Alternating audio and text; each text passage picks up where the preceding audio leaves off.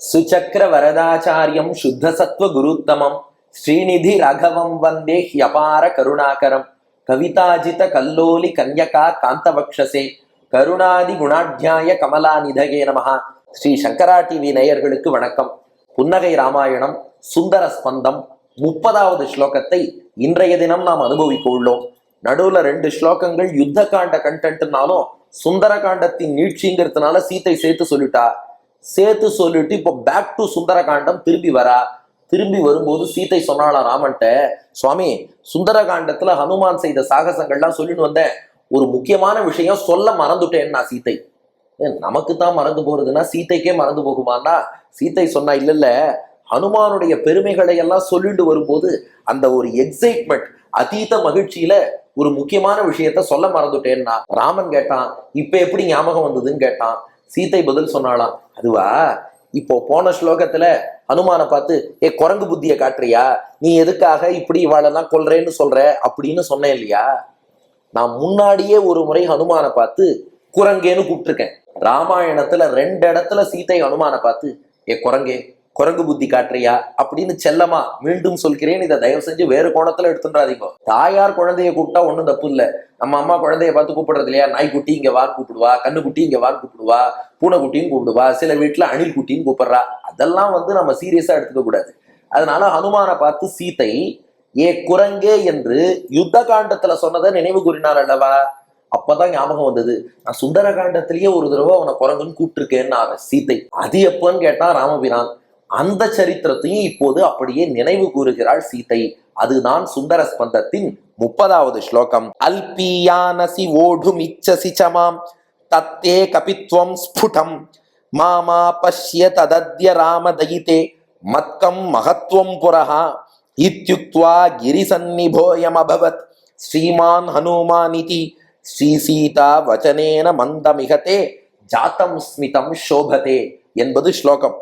இப்ப என்னன்னா, இப்ப அப்படியே அந்த சுந்தரகாண்ட காட்சிக்கு வந்துருவோம். ஹனுமான் சீத்தையிடம் ராமாயணம் பாடினார், அடையாளங்கள் சொன்னார், முத்திரை மோதிரம் கொடுத்தார், ராமதூதன் அவளும் அங்கீகரிச்சுட்டா. அப்ப ஹனுமான் சீத்தையிடம் என் தோல்ல ஏறி உட்காருங்க, ராமன்ட்ட அழிச்சுன்னு போறேன்னு சொன்னார் இல்லையா. ஆக்சுவலா அந்த சமயத்தில் ராமாயணம் பாடும் போதோ ராமனுடைய மோதிரம் கொடுக்கும் போதோ சின்ன குரங்கு வடிவத்துலதான் இருந்தாராம் ஹனுமான். அதனால என் தோல்ல ஏறி உட்காருங்க, ராமன்ட்ட அழிச்சுன்னு போறேன்னு சொல்லவும் சீத்தைக்கும் அப்ப ஹனுமானுடைய முழு பிரபாவம் தெரியாது. சரி, ஒரு குரங்கு ராமதூதனா வந்திருக்குன்னு தான் நினைச்சிட்டு இருக்கா. அதனால அவரை பார்த்து சொல்லிட்டாலாம், என்னடா நீ குரங்கு புத்திய காட்டுற, இத்துணூண்டு குரங்கு, என்னை எப்படி முதுகலை சுமந்து செல்வாய் என்று கேட்டுட்டாலாம். அதுதான் முதல் இன்சிடென்ட். 2வது இன்சிடென்ட், அரக்கிகளை நான் துவம்சம் பண்ணணும் அழிக்கணும்னு கேட்டப்போ குரங்கு புத்திய காட்டுறாயான்னு கேட்டா இல்லையா. ஃபர்ஸ்ட் எப்ப கேட்டிருக்காருன்னா, சீச்சி என்னடா இது இத்துணூண்டு இருந்துட்டு குரங்குன்னு சரியா தான் இருக்கு, உன் முதுகுல நான் உட்கார்றதா அப்படின்னு கேட்டாலாம். அதை இப்ப சீத்தை நினைவு கூறுகிறாள். அல்பியானசி, என்னடா இத்தினுண்டுக்கு இருக்க, ஓடும் இச்சசிச்சமாம், என்ன நீ சுமக்க போறியா, தத்தே கபித்வம் ஸ்புடம், நீ குரங்குங்கிறது குரங்குத்தன்மை நன்னா தெரியறதுடா அப்படின்னு நான் சொல்லிட்டேன். சீத்தை சொல்றா, சொன்னப்புறம் தான் புரிஞ்சுன்னு அவன் என்ன தெரியுமா பண்ணிட்டான், மாமா பஷ்ய ததத்ய ராம தகிதே மக்கம் மகத்துவம் புரஹா, நான் எவ்வளவு பெரியவன்கிறத பார் என்று எனக்கு ஒரு விஸ்வரூபமே எடுத்து காட்டினான் ஹனுமான். அப்பதான் நான் யோசிச்சேன், இவனை போய் குரங்குன்னு சொல்லிட்டோமே, எவ்வளவு பெரிய விஸ்வரூபம். நமக்கு பாக்கியம், விஸ்வரூப ஜெயமாருதி சன்னதியிலேயே இதை அனுபவிச்சுட்டு இருக்கோம். ஏன்னா புன்னகை ராமாயணத்தில் இந்த ஸ்லோகத்துலதான் விஸ்வரூபம் வருது. கரெக்டா விஸ்வரூப ஸ்லோகம் நமக்கு கும்பகோணம் காமராஜ் நகர் விஸ்வரூப ஜெயமாருதி ஹனுமானுடைய கோவில்லயே இருக்கு. இவர் தான் விஸ்வரூப ஹனுமான் உற்சவர். இதே விஸ்வரூப ஹனுமான் மூலவர் மேல் தளத்துல எழுந்தருளி இருக்கார், 11 அடி உயரம். இன்னைக்கு யார் வந்தாலும் அண்ணாந்து சேவிக்கலாம். ஒரு அமாவாசை தோறும் அந்த விஸ்வரூப ஹனுமானுக்கு வித்தியாசமான அலங்காரங்கள்லாம் உண்டு. ஒரு அமாவாசைக்கு பார்த்தேன்னா வெத்தலையாலேயே அலங்காரம் பண்ணியிருப்பா, இன்னொரு அமாவாசையில பார்த்தேன்னா பழங்களாலே அலங்காரம் செய்வார்கள். ஒரு அமாவாசைக்கு ஒரு பொருள். அது அர்ச்சகருக்கு ஹனுமானை குறிப்பால் உணர்த்துறார். இன்றும் செய்து கொண்டிருக்கிறார்கள். நீங்க கும்பகோணம் காமராஜ் நகர் ஜெயமாருத்தின்னு விசாரிச்சா சொல்லுவா. அமாவாசை போது அந்த விஸ்வரூப ஹனுமான சேவிச்சு பாருங்க. அந்த புகைப்படங்களும் சங்கரா டிவில உங்களுக்கு கிடைத்தால் காட்டுவார்கள். ஒவ்வொரு அமாவாசைக்கும் ஒரு அலங்காரம், அப்படி அணிந்து கொண்டு காட்சி அளிப்பவர். அதனால அவ்வளவு பெரிய விஸ்வரூபம் காம்சாராம் ஹனுமான். இப்ப சீத்தை சொல்றா, இத்யுக்த்வா கிரிசன்னிபோயம் அபவத்து, அப்படி நின்னானே மேல பெரிய வடிவம் எடுத்துட்டு ஒரு மலை போல் அவன் நின்று விட்டான். அப்போ குரங்கு போல் வந்தான், மலை போல் உயர்ந்து வளர்ந்து விட்டான். அண்ணாந்து பார்த்தேன், ஸ்ரீமான் ஹனுமான் இதி.